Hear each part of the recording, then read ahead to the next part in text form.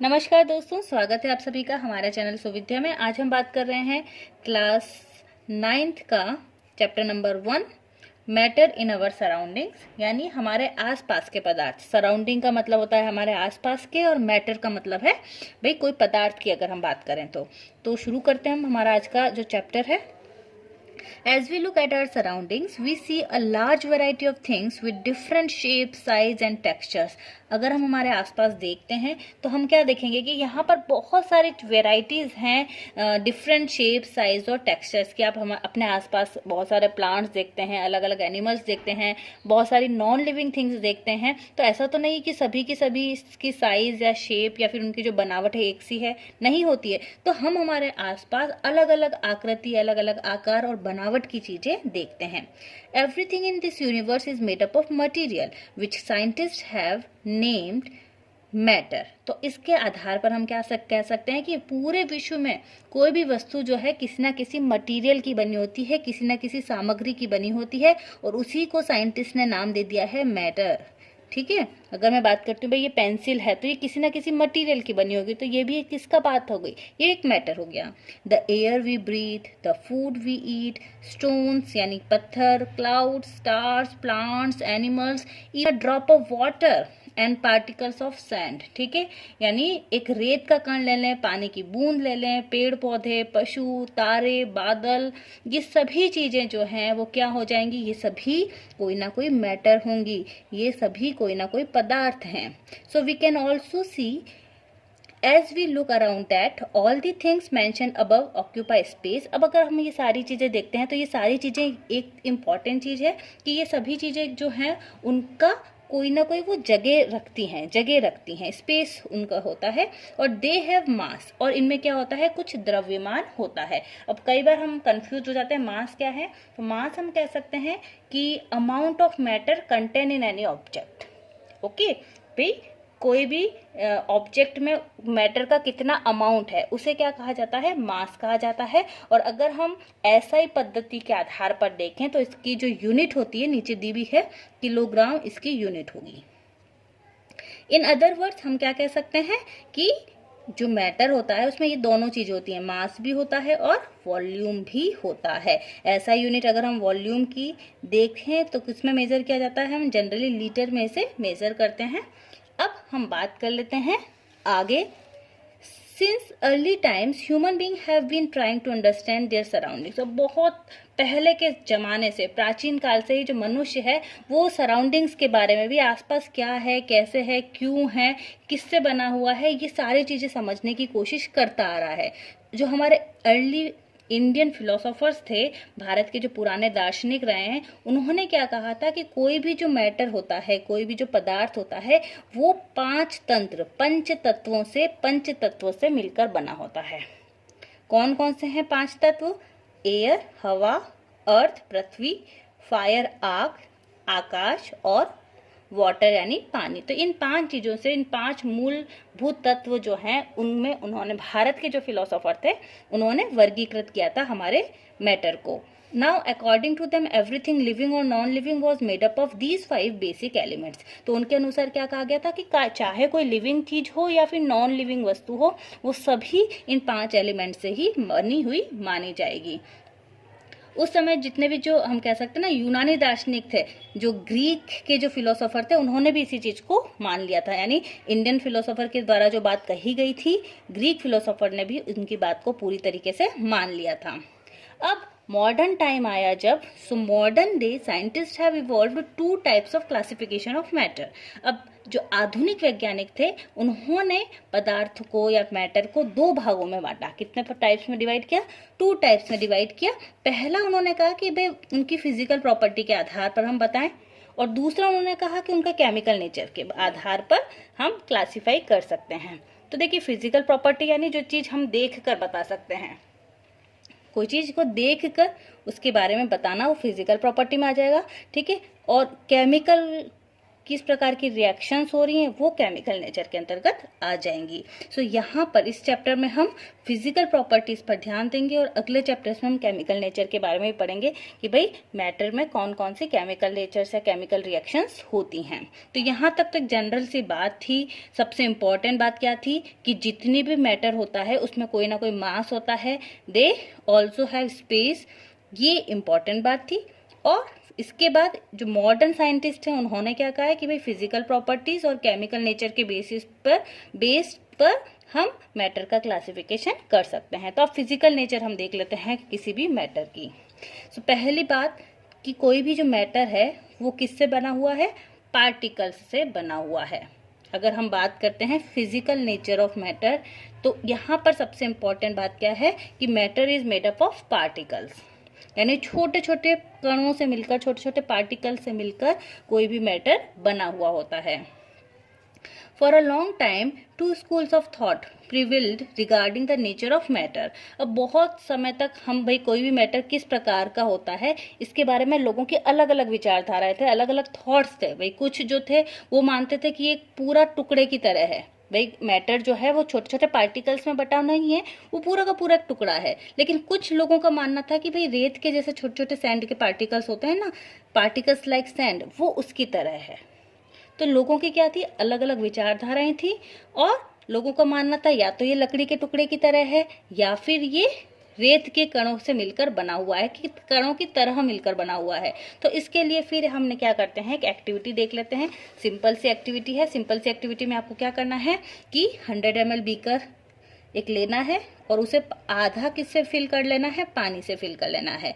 ठीक है, अब हमें मार्क कर लेता है कि जितना हमने पानी से फिल किया है। समझ लीजिए कि ये 100 ml का है, हमने 50 ml इसमें पानी भर दिया। अब 50 ml पानी भरने के बाद हम क्या करेंगे, थोड़ा सा डिजोल्व सम सॉल्ट और शुगर, हम इसमें या तो थोड़ा नमक या फिर शर्करा डाल देंगे और फिर इसे अच्छे से चम्मच से हमने क्या किया, हिला दिया। अब जब हम इसको हिला देंगे तो क्या होगा, क्या नमक ऊपर या नीचे बैठ जाती है, ऐसा आपने देखा? ये तो जनरल बात है कि हमें पता है कि थोड़ी देर में क्या होगा कि पूरे पानी में ये जो सॉल्ट हमने मिलाया है वो सॉल्ट थोड़ी देर में पूरे पानी में घुल जाता है। और ऐसा नहीं है कि इसके मास में कुछ समय एकदम से परिवर्तन आ जाएगा, मास में इतना कोई परिवर्तन आता भी नहीं है। अब क्यों नहीं आता, तो इससे एक चीज तो हमें पता चल गई कि कहीं ना कहीं ये जो पार्टिकल्स हैं उनमें क्या पाई जाती है, कुछ स्पेस पाई जाती है। क्यों स्पेस पाई जाती है, because when we dissolve salt in water, जब हमने सॉल्ट को वाटर में डिजोल्व किया, जो पार्टिकल्स हैं सॉल्ट के वो पानी के पार्टिकल्स की जो स्पेस थी उसमें ट्रांसफर हो गए या उसके साथ मिक्स हो गए। तो इसका मतलब ये चीज हमें सबसे इम्पोर्टेंट पता चल गई कि जब हमने पानी में नमक को घोला तो जो नमक के कण हैं, नमक के जो पार्टिकल्स हैं वो जल के पार्टिकल्स के जो बीच के जो स्पेस थे उसमें समावेशित हो गए, उसके अंदर चले गए। तो ये एक इम्पॉर्टेंट बात हमको पता चली ना। इससे हमें पता चल गया कि कहीं ना कहीं छोटे छोटे पार्टिकल्स से मैटर बना होता है। अब ये जो मैटर है वो कितने छोटे होते हैं या कितने बड़े होते हैं ये भी जानना जरूरी है। तो how small are these particles of matter, ये जो पार्टिकल्स हैं कितने छोटे होते हैं। तो यहाँ पे हमें एक और एक्टिविटी करनी है। ये जो एक्टिविटी है इसमें आपको क्या बताया गया है कि आपने 2-3 क्रिस्टल जो है पोटेशियम परमैंगनेट के KMnO4,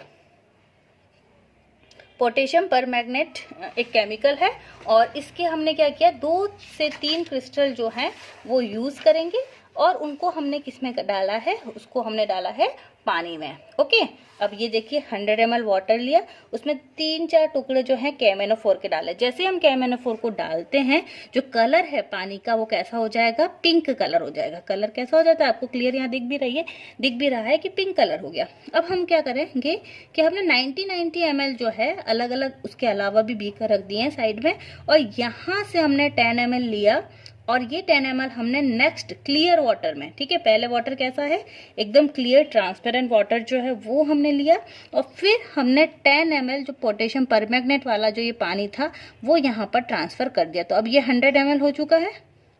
अब हमने क्या किया, वापस यहाँ पर भी 90 ml है पहले, और इसका 10 ml हमने इस वाले बीकर का 10 ml हमने अनादर बीकर में डाला जो कि क्लीन वाटर था और डाइल्यूट वाला पानी ले लिया। ऐसा हम 5 से 8 बार करेंगे। ठीक है, कितनी बार करा हमने, 5 से 8 बार किया। तो देखिए हम एक बार से दूसरी बार जब हम देख रहे हैं ये जो पूरा प्रोसेस होता जा रहा है, तो जो कलर है वो थोड़ा सा फेड हो रहा है, कलर जो है वो फेड हो रहा है। लेकिन इसी के साथ जब हमने पोटेशियम परमैंगनेट यहाँ पर डाला तो कुछ ही टाइम में ये पूरा इक्वली डिस्ट्रीब्यूट हो गया। अब यहाँ का जो 10 ml है जब हमने सेकंड बीकर में डाला तो ये भी थोड़ी देर में पूरा इसमें डिस्ट्रीब्यूट हो जाएगा, इक्वली डिस्ट्रीब्यूट हो गया। और इसके जो कण हैं, पोटेशियम परमैंगनेट और वाटर का जो मिक्सचर हमने डाला था वो थोड़ी देर में डिस्ट्रीब्यूट होने के कारण हो सकता है कि कलर थोड़ा सा हल्का हो गया, क्योंकि इतनी सांद्रता उनकी नहीं रही। इसी प्रकार जब ये उससे अगले में जाएगा तो सेम कंडीशन कि भाई ये पूरा इक्वली डिस्ट्रीब्यूट होगा, यहाँ का जो 10 ml हमने लिया था, और थोड़ी देर में कलर और हल्का हो जाएगा। तो इससे ये क्या पता चलता है हमें कि भले ही कलर जो है वो लाइट हो रहा है लेकिन इट इज स्टिल।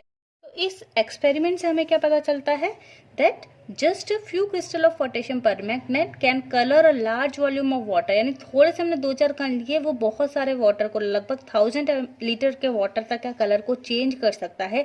इसका मतलब ये जो पार्टिकल्स होते हैं ये बहुत ही छोटे छोटे स्मॉल पार्टिकल्स में डिवाइडेड रहते हैं। यानी particles of a matter are very small, और बहुत छोटे छोटे हो सकते हैं जिसकी हम इमेजिनेशन भी नहीं कर सकते। बहुत ही हाई पावर के माइक्रोस्कोप से देखने पर ही हमें उन पार्टिकल्स की स्टडी हम प्रॉपर कर सकते हैं। तो 2 चीजें यहाँ पर हमने क्लियर कर ली। अब हम बात करते हैं characteristics of particles of matter. अब यहाँ पर हम देख लेते हैं कैरेक्टरिस्टिक्स क्या क्या है, विशेषताएं क्या क्या है पार्टिकल्स की, जो कि मैटर जो है हमने अभी पढ़ लिया है कि मैटर जो है वो पार्टिकल्स से मिलकर बना होता है। तो उनके कौन कौन से गुण पाए जाते हैं, मेन कैरेक्टरिस्टिक्स क्या हो सकती हैं। तो हमने 2 एक्टिविटी देखी, 1.1 हमने सॉल्ट और वाटर की देखी थी, और सेकंड जो है 1.2 हमने पोटेशियम परमैंगनेट से रिलेटेड जो है वो देख रखी है।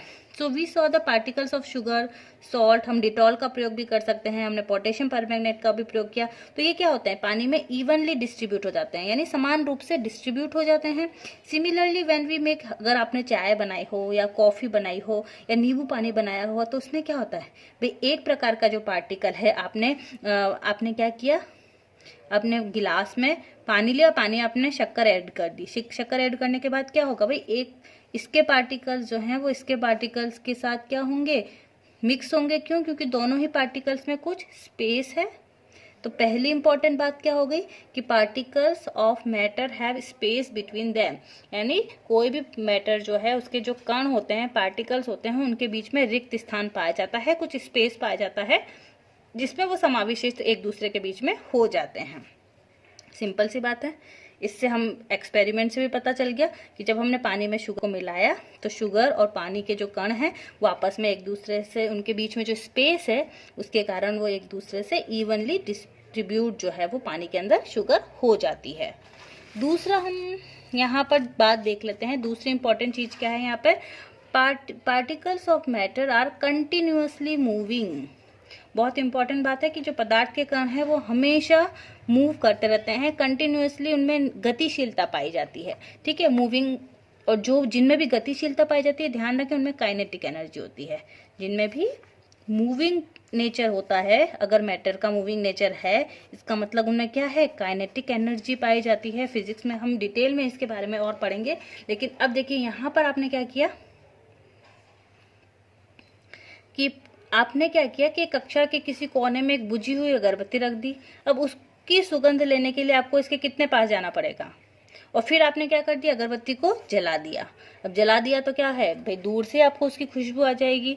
तो इसका मतलब क्या होता है कि भाई जो पार्टिकल्स होते हैं वो मूविंग होते हैं। इसके अलावा एक और एक्सपेरिमेंट इन्होंने यहाँ पर दे रखा है कि हमने क्या किया, जल से भरे 2 गिलास ले लिए हैं। ठीक है, पहले वाले में धीरे धीरे हमने या तो रेड कलर की या फिर ब्लू कलर की स्याही डाल दी है, इंक डाल दी है, ब्लू और रेड कलर की इंक डाल देंगे, और दूसरे में हम शहद डाल देंगे। अब धीरे धीरे हम क्या करेंगे, कोने में इनको रख देंगे। आप थोड़ी देर में देखोगे तो जो भले जो मटेरियल जो हैं, जो पार्टिकल्स हैं, उनका समय अलग अलग लग सकता है। किसी पार्टिकल का मूविंग का जो टाइम है वो अलग अलग हो सकता है, लेकिन उनमें मूविंग जो कैरेक्टरिस्टिक है वो पाई जाती है। तो ये एक और एक्टिविटी हम पता कर सकते हैं। इसी के अलावा एक और एक्टिविटी दे रखी है। ये एक्टिविटी क्या कह रही है कि drop a crystal of copper sulphate और potassium permanganate into a glass of hot water and another containing of cold water. ठीक है, आप या तो कॉपर सल्फेट के क्रिस्टल ले लें जो कि ब्लू कलर के होते हैं, या फिर पोटेशियम परमैंगनेट का एक क्रिस्टल ले लें और हम पानी में उसको डालेंगे। तो एक को तो हमने ऐसे में डाला, गर्म पानी लिया, उसमें डाल दिया कॉपर सल्फेट या फिर पोटेशियम परमैंगनेट में से कुछ भी लिया हमने एक, तो एक को हॉट वाटर में डाल दिया और एक को हमने कोल्ड वाटर में डाल दिया। अब क्या दोनों जो हैं एक ही टाइम पे, क्या उन दोनों में जो घुलने की क्रिया है वो होगी, क्या रहेगा, कितना टाइम लगेगा, ये सारी चीजें भी हम देख सकते हैं। तो कहीं ना कहीं टेम्परेचर का इफेक्ट पड़ता है। यहाँ पर ये चीज कहनी चाह रही हूं मैं कि जितने भी पहली बात तो जो मूविंग मैटर है, मूविंग जो पार्टिकल्स होते हैं, मूविंग पार्टिकल्स में काइनेटिक एनर्जी होगी, और अगर हम टेम्परेचर इंक्रीज कर देंगे, टेम्परेचर बढ़ा देंगे, तो काइनेटिक एनर्जी भी बढ़ जाएगी और जो प्रोसेस है वो और फास्ट हो जाएगा, यानी पार्टिकल्स का जो मूवमेंट का प्रोसेस है वो और भी ज्यादा फास्ट हो जाएगा। तो तीन चीजें में से दो चीजें यहाँ पर हमने कर ली हैं। तो इससे हमें क्या पता चल जाता है कि पार्टिकल्स जो है वो कंटिन्यूसली मूव करते हैं, इसी के साथ उनमें काइनेटिक एनर्जी होती है, और अगर हम टेम्परेचर बढ़ाएंगे तो मूवमेंट भी बढ़ जाएगा। मूवमेंट बढ़ जाएगा क्यों? क्योंकि काइनेटिक एनर्जी जो है वो भी बढ़ गई। तो ये सभी जो है वो एक दूसरे के हम कह सकते हैं समानुपात हैं।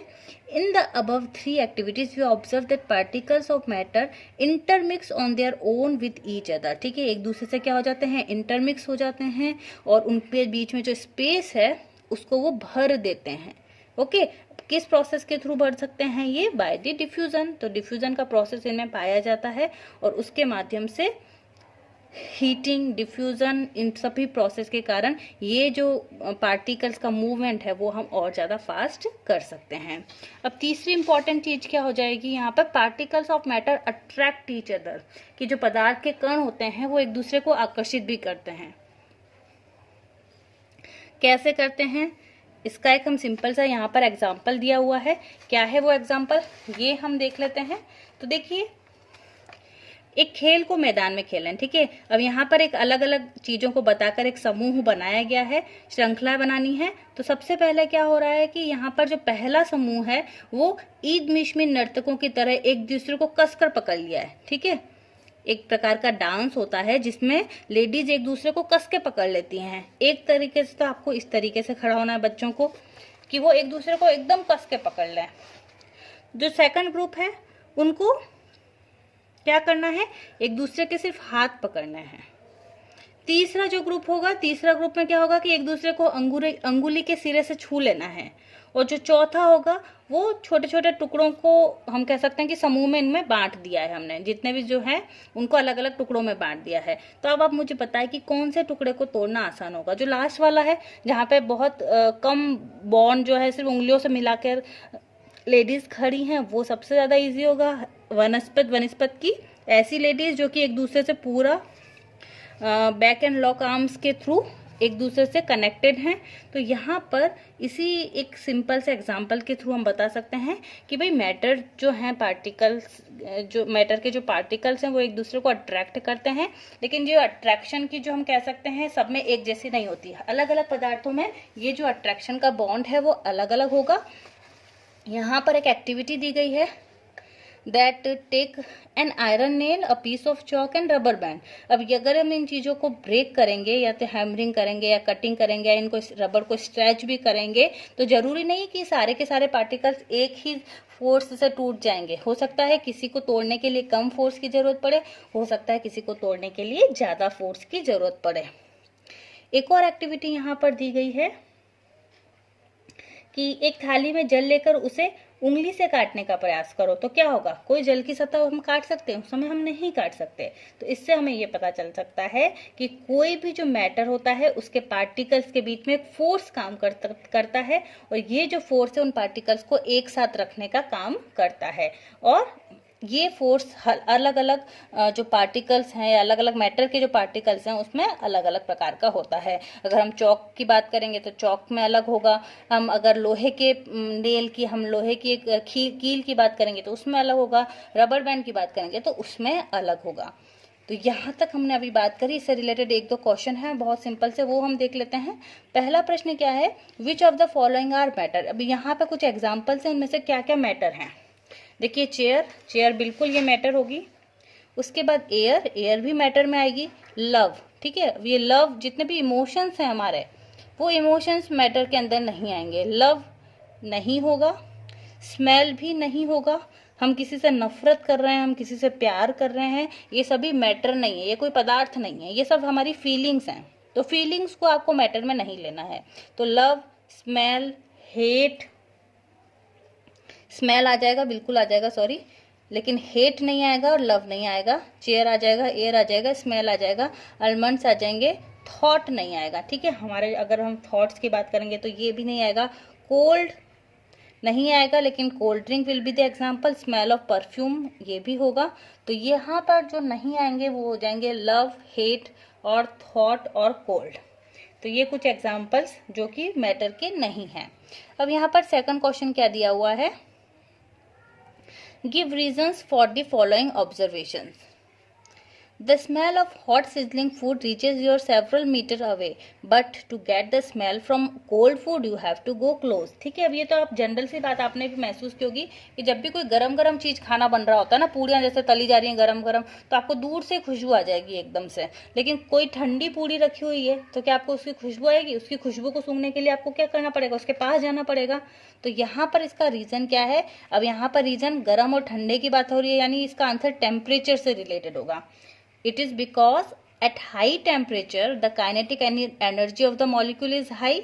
टेम्परेचर हाई है, अब फूड कैसा है, गर्म है, उस समय टेम्परेचर ज़्यादा होगा, तो जो मटेरियल है उसकी काइनेटिक एनर्जी जो होगी वो भी ज़्यादा होगी, जिससे rate of diffusion will B high, और इस वजह से हमें उसकी स्मेल जो है वो जल्दी पास आ जाती है हमारे।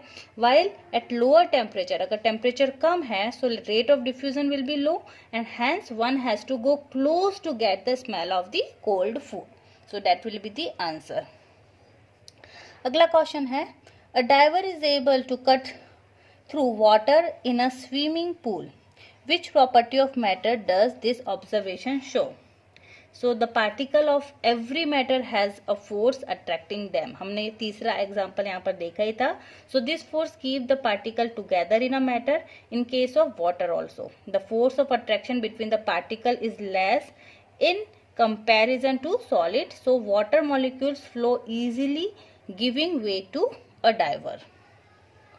अगला है, what are the characteristics of the particles of matter। तो अभी हमने पढ़े कि यहाँ पर पहली बात, matter is composed of very small particles like atoms और molecules. The particles of matter have space between them. The particles of matter attract each other. The particle of matter are in constant motion। So there are different characteristics we read, they have space, they are continuously moving। So these are some characteristics of matter। Okay, so आज की class में हमने यहाँ पर first part देखा है, कल हम इसके आगे की क्लास देखेंगे। बहुत बहुत धन्यवाद।